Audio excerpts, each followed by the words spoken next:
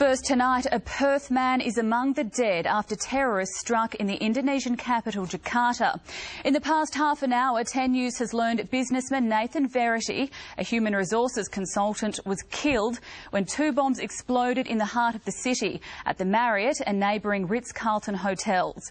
Grave fears are also held for the safety of at least one more Australian, a trade official who'd been attending a conference. We warn this story contains graphic images. In the horrifying moments after the first blast, passers-by did what they could for the injured.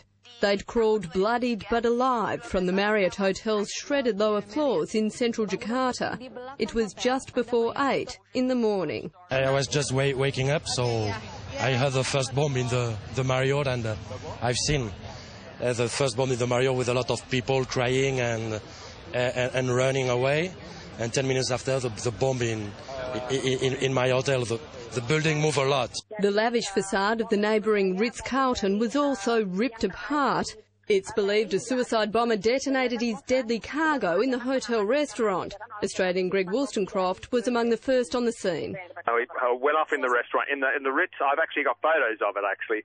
I actually saw what I may have been the suicide bomber. I saw a body which was very much mutilated, but it definitely the bomb went off inside the Erlanger restaurant. They brought the victim out, so I helped the victim to the hospital, that's all. How many victims did you see? At the moment of the explosion, they brought one victim, but there was someone coming out. Among them, many Westerners suffering serious blast and burn injuries. I'm okay, huh? As they were getting treated, a Melbourne father received a harrowing phone call from his son, who, like dozens of others, was still on his way to hospital. He was in the building, and all of a sudden there was an enormous explosion, and he was bleeding from the left leg, although from what I can gather, the injury is not serious, and lost his hearing in one ear. But thankfully alive. On the first list of victims posted outside were two Western names. New Zealand authorities have confirmed one of their nationals was among the dead. News of the attack broke as the Australian government's counter-terror experts were meeting in Canberra. And I was sick in the stomach, as I think all Australians would feel sick in the stomach. This is an assault on all of us, and we are dealing with some very ugly people here. As hundreds of hotel workers and guests were evacuated across the road from the Marriott Hotel, it was impossible not to draw a link between these attacks and a similar strike on the same hotel 6 years ago that killed 12 people. In Indonesia, everybody thought it was calming down and everything was pretty well under control, but now the question everybody asks yourself, if they can get into these buildings, where they can get in anywhere. Experts say it again has all the hallmarks of terror group Jemaah Islamiyah, warning hundreds of its members have recently been released from jail.